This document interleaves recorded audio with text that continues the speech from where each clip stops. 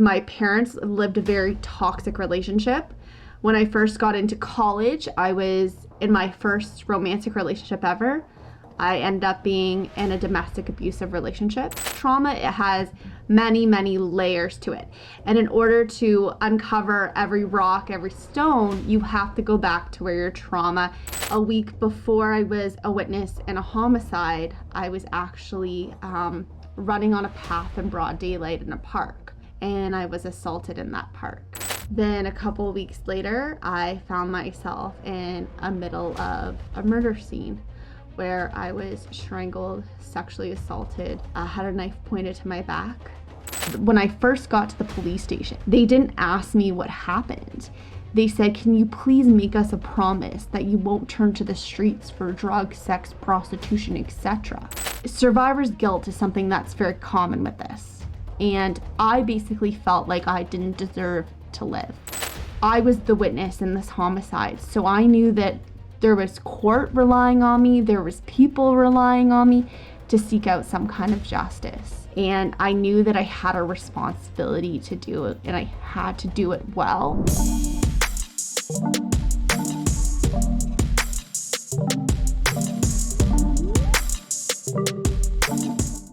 Welcome to another episode of Leadership Talks. I'm your host, Martin Ravinsky, CEO of Boardseye, and today we have a special guest, Ashley Michelle, author of the inspiring book, Finding Strength Through Tragedy.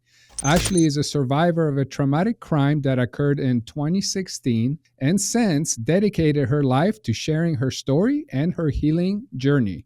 Her mission is to inspire others to overcome their own challenges and find strength in the face of adversity. Ashley, thanks for joining us. Thank you so much for having me on your platform. I really appreciate it.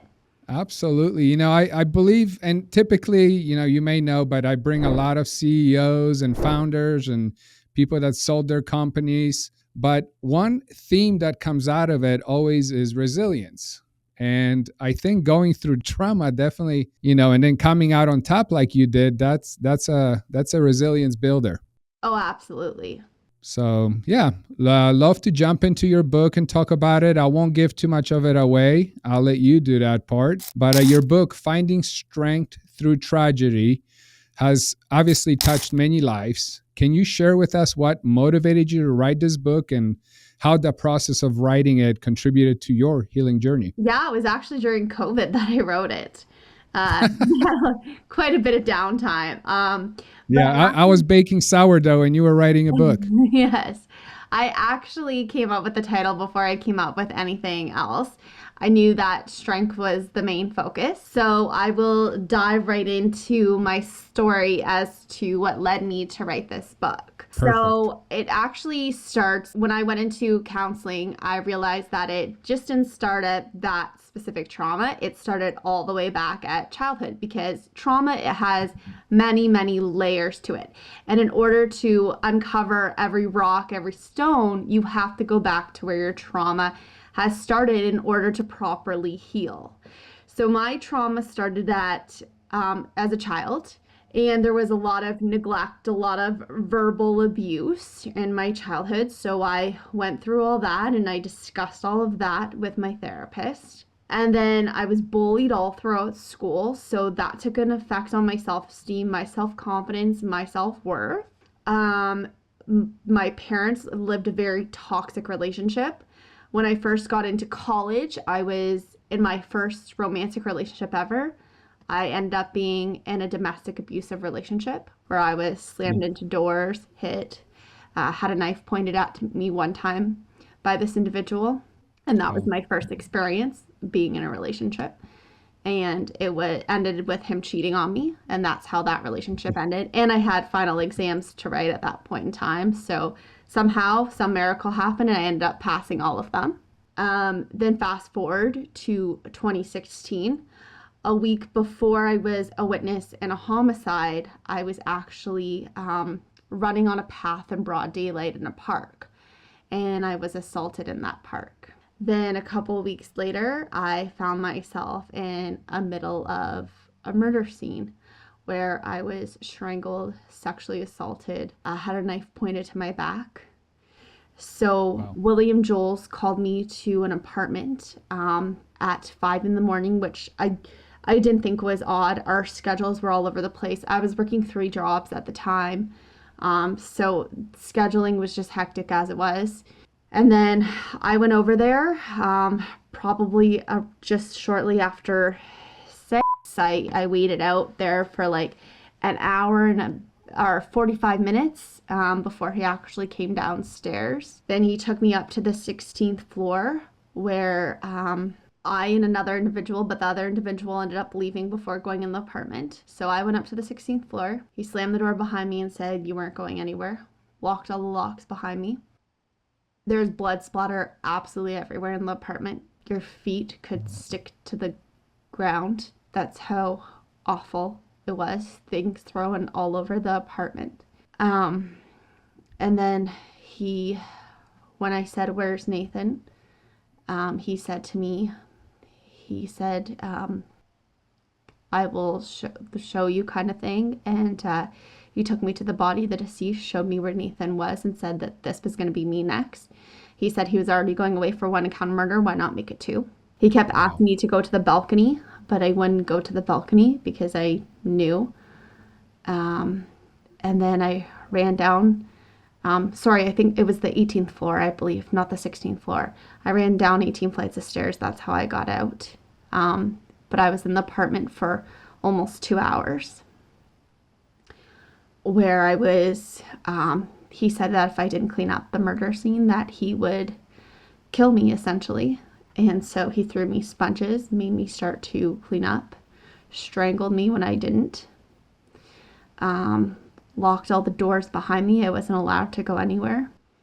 Then finally, at one point, he went into the bathroom, so I then ran down 18 flights of stairs because one of the elevators weren't working at the time.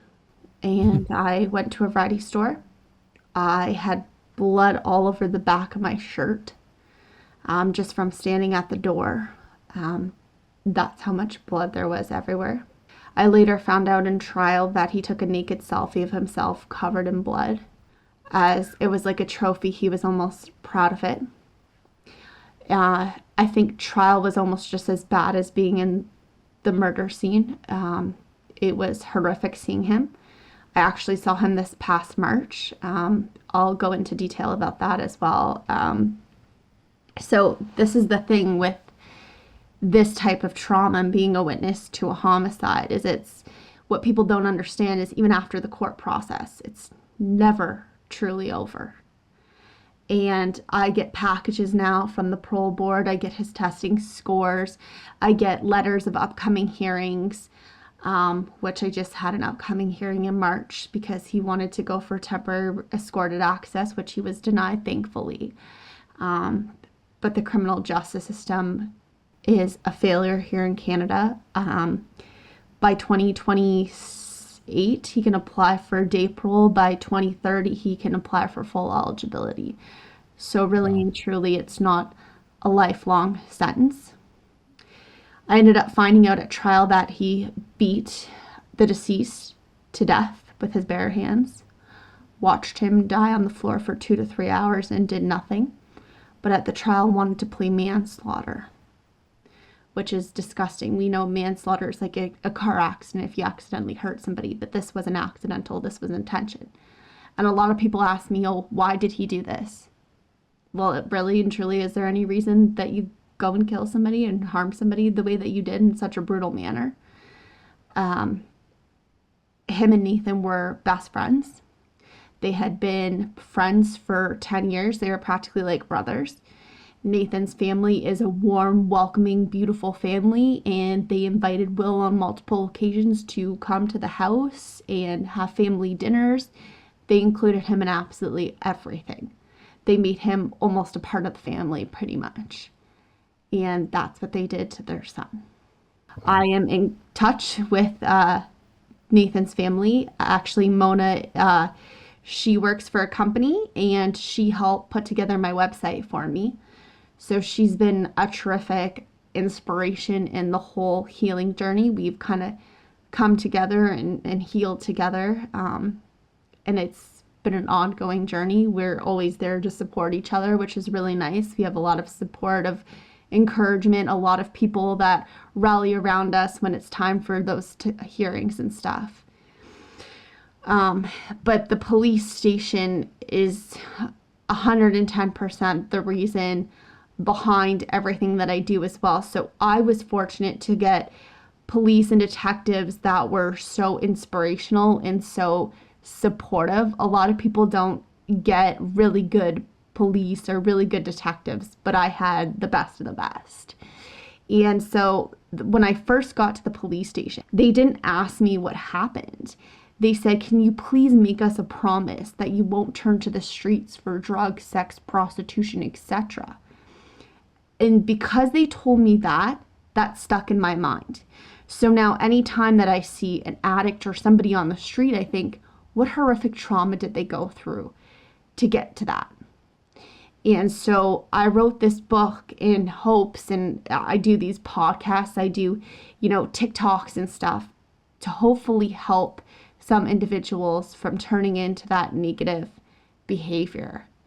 But it's really hard too because we don't have, here in Canada, we don't have a lot of mental health resources. We don't have enough counseling resources.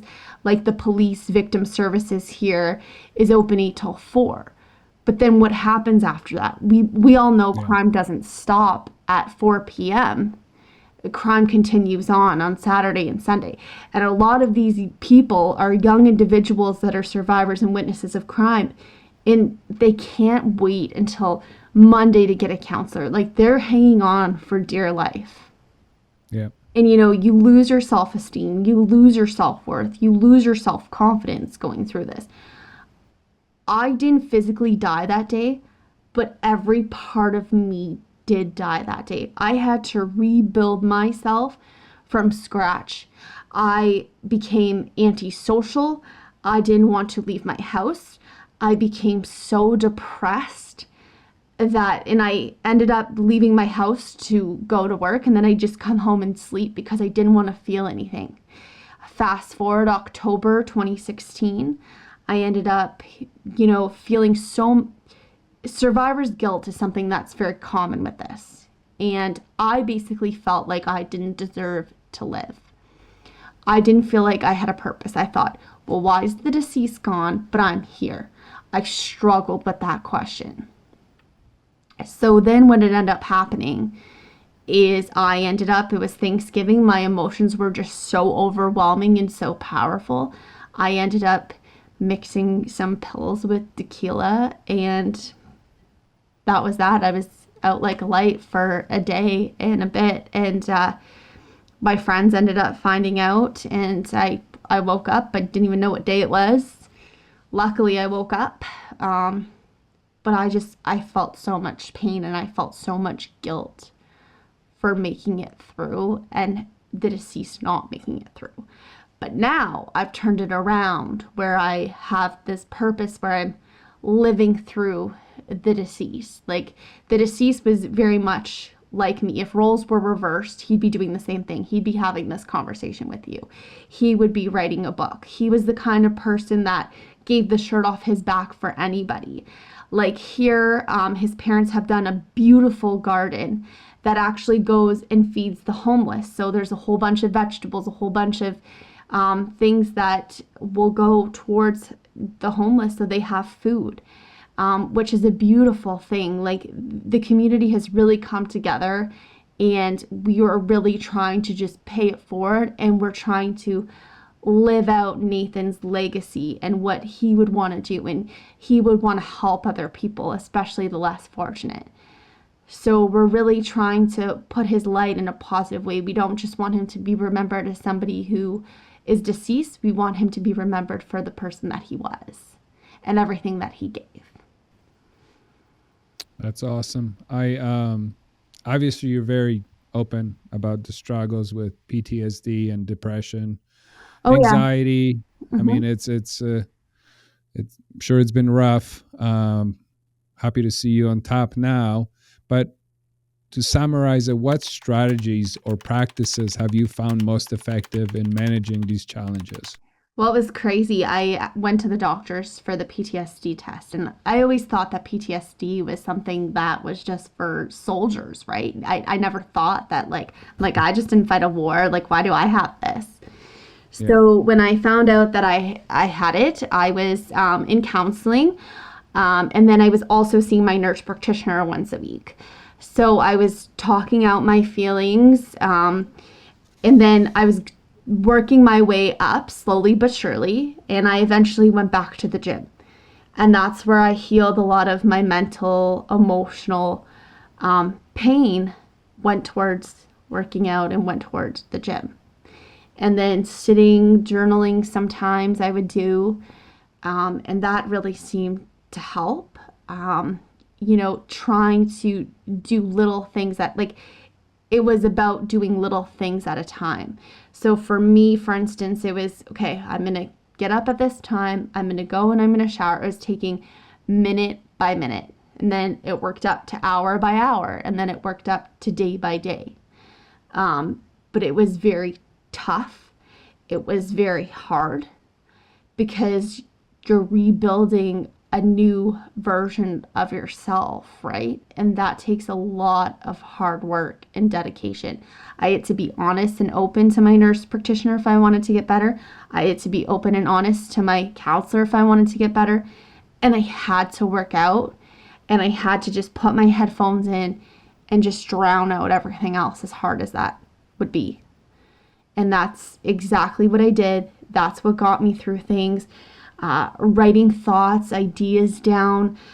Music also helped me. Having a support network around me was in the police, they were they like said, anytime, you need us, here's our contact information, reach out to us via email, whatever.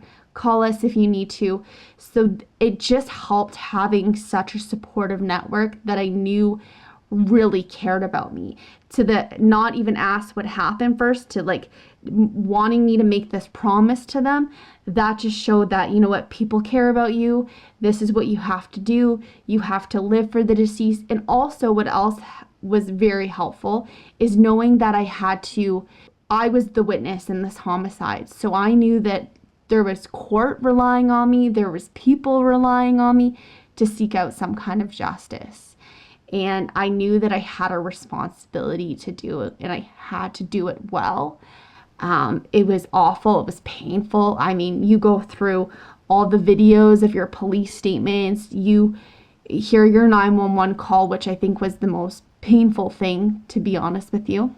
And you relive the past when you're, going through the trial. Like, I did probably a month's worth of prep work before going into the trial. So that was going through all those videos and everything like that. It was a lot. It was very overwhelming, but that's where self-care comes in. And if you can't take care of yourself, then you can't begin to help other people, including, people who are relying on you to serve your statements, etc. So this is where I needed to make sure I was going to the gym, make sure I was talking to my friends, make sure that I was, just taking time out for myself, making my favorite meals, sitting, watching my favorite shows, listening to my favorite music, journaling, going to the gym. I knew that I had to take care of myself, because at the end of the day, nobody else is going to take care of you but you. Yeah. And I knew that I had to be a little bit selfish and kind of put myself first and realized, okay, you know what? You need to go to bed at this time. You need to just have a lot of routine and structure and consistency, so my anxiety wasn't going through the roof. And obviously you just touched on something that I was going to ask. I know you aim to help others find strength in their own tough times. What advice would you give to someone who is currently facing a difficult situation and feels like giving up? And that situation can be 100% different. And, you Right. went through something really, really tough. And, you may listen to somebody's situation and think to yourself, that's nothing compared to what I got through. So what's your normal advice? My normal advice actually is, I actually had a survivor of a homicide reach out to me. He was actually in the States, and his mom reached out to me. So I just sent her I said, we need to get him in counseling. We need to figure out what support groups are in your area.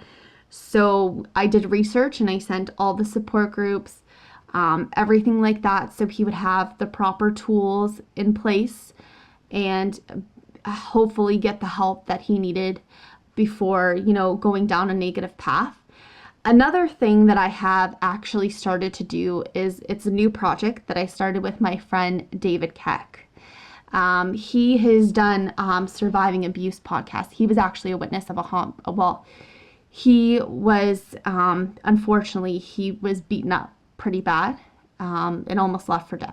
So him and I have decided to kind of team up, and we've done this project where it's called Healing After Trauma, and really focuses on the healing after you've been through something so horrific, because sometimes people just want to talk about the trauma, but we don't want to talk about, like, what's our healing story? How are we going to heal? How are we going to get through this? So there's questions that actually come in. And one of those questions was on survivor's guilt. And that's something that I focus on really big, because there are millions. I wish that this wasn't a worldwide epidemic, but it is. There are survivors and witnesses of homicide every day, countrywide, nationwide. So the advice that I give to them is to be selfish and really strive to take care of yourself. What's going to get you through the day? Is it going to be that coffee with a friend? Is it going to be art therapy? Is it going to be journaling? Is it going to be writing a book? Is it going to be writing a blog? Just really trying to dive in and focus on what people's interests are, so that they can be motivated and have something to look forward to in their day, and they're not just stuck in this huge, trauma spiral where they can't get out of it. Like, having that one thing to look forward to every day is what's going to keep somebody going, I believe. Because when you're just asleep all the time and when you don't have anything, it just leads you into a spiral of absolute depression and anxiety and PTSD. And you're looking to turn that stuff around. Even if it's you have a shower and you go downstairs and do laundry, you're doing something, right? And it's going to be step by step. It's going to be a process. It's not going to be an overnight healing journey. I'm still healing to this very exact day. And this is the thing that people fail to understand, is the past isn't the past. Like, this is still happening now. This is still happening currently. But I'm not going to live in it and dread and cry and be this shallow human being about it. I know that I have a purpose. I have stepkids that rely on me. I have a job that relies on me. I have friends that rely on me. I have people that are trying to find their strength after trauma relying on me. So I know that I have found my purpose, but as awful as it is, and I don't wish this on anybody, but in a sixth sense, this situation that's happened to me has been, me finding inspiration again, and me rebuilding myself. And you know what? Me rebuilding myself was for the absolute very best. And now I'm able to be a teaching tool and be a teaching lesson to other people who are going through similar challenges. Now, a lot of people say when you're blogging, well, do statistics, do facts, but a lot of people, I can say, I related to that emotion. I cried in public. I get your anxiety. I get that you check over your shoulder every single minute. I get that you're in this survival mode. Like, I really think that relating to people through numbers and stuff, statistics are great. But sitting there and being like, I felt that. I understood that. I went through that exact thing. I had that same thought. That's the level that you want to connect with people on. You want to be able to be that sounding board. And sometimes, what all people need is just somebody to listen to. And I've learned that huge. I've even helped some drug addicts and stuff. My friend, her daughter struggled. And I helped her along. And I just, sometimes all you have to do is listen and not throw judgment at people. Everybody is going to heal in their own way. It's going to be different for everybody. And it takes time, it takes self-growth, it takes a lot of hard work and dedication. But people have to know that you're worth it. And I think this is important where self affirmations come into play, like having something on your mirror every day or when you go to bed. You are enough, you are a warrior, you are courageous, you are a survivor. Like, we need to start lifting people up, because so many people call me the victim, and I'm like, but I'm not a victim. I truly believe that I was never a victim. I'm a survivor. I'm Yeah. strong. I'm brave. I'm courageous because I went through that. It's taking that negative content and turning it into something positive and uplifting, and knowing that you went through the worst of the worst, but you're still standing tall today, and giving yourself that credit and being proud of yourself. And it's okay to be proud of yourself. By all means, it's okay to, understand that you are a warrior. And it's okay to, use positive language to rebuild your self-esteem and your self-worth. That's what it's about.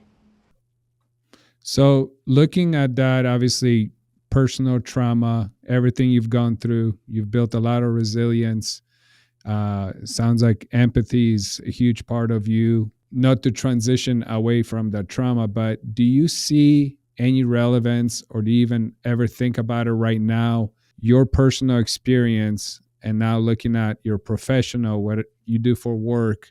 Do you utilize any of those tools you've discovered in your leadership or in your professional life? Do you find, or did you never even think about that? What do you think?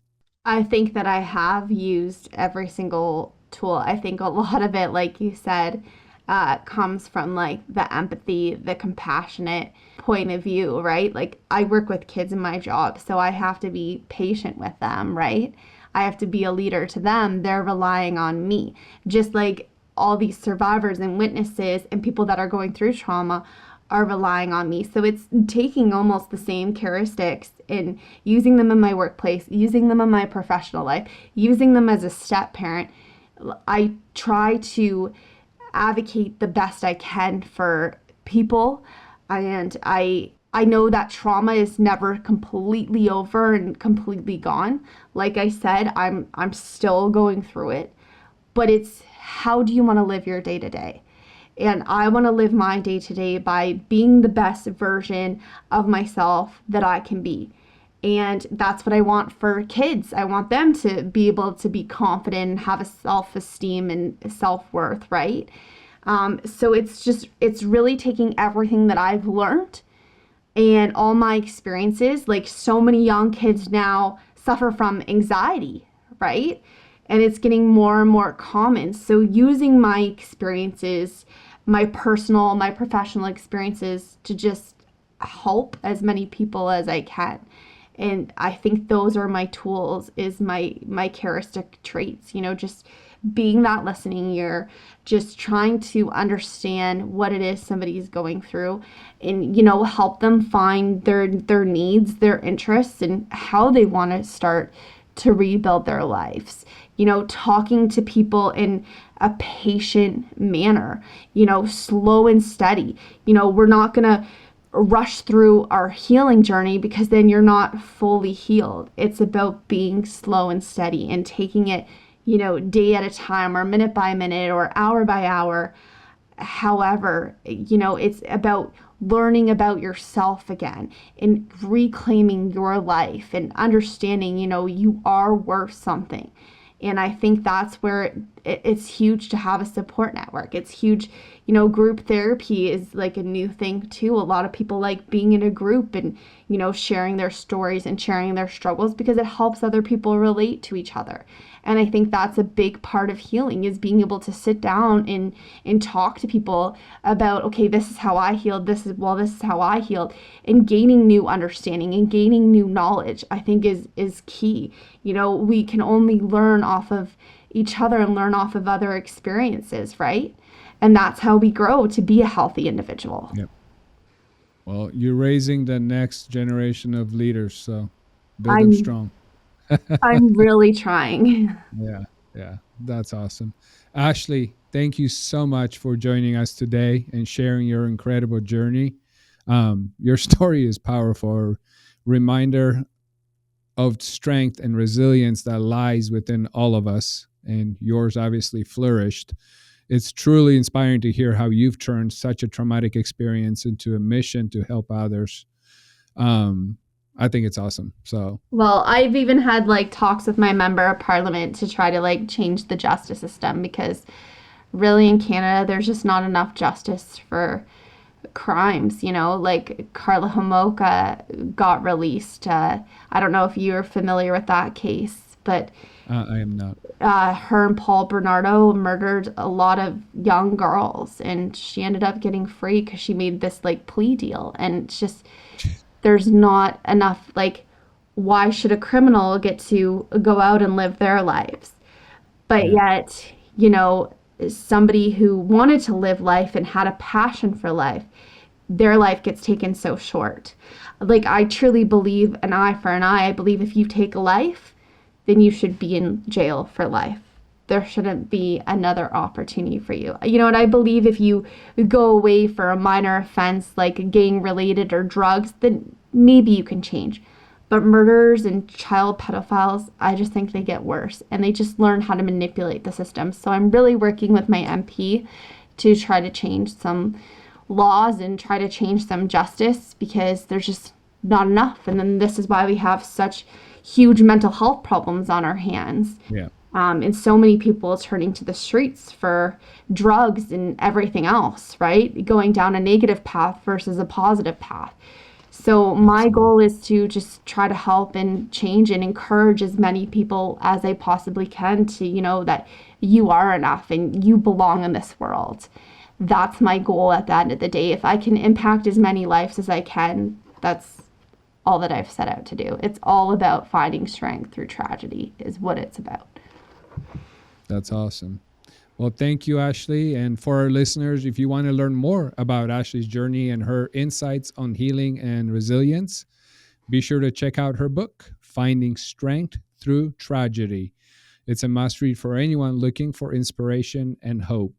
Thank you again for being with us. And to our audience, thank you for tuning in to another episode of Leadership Talks. Stay strong, stay inspired, and we'll see you next time. Thank you. And until next time, take care, everyone.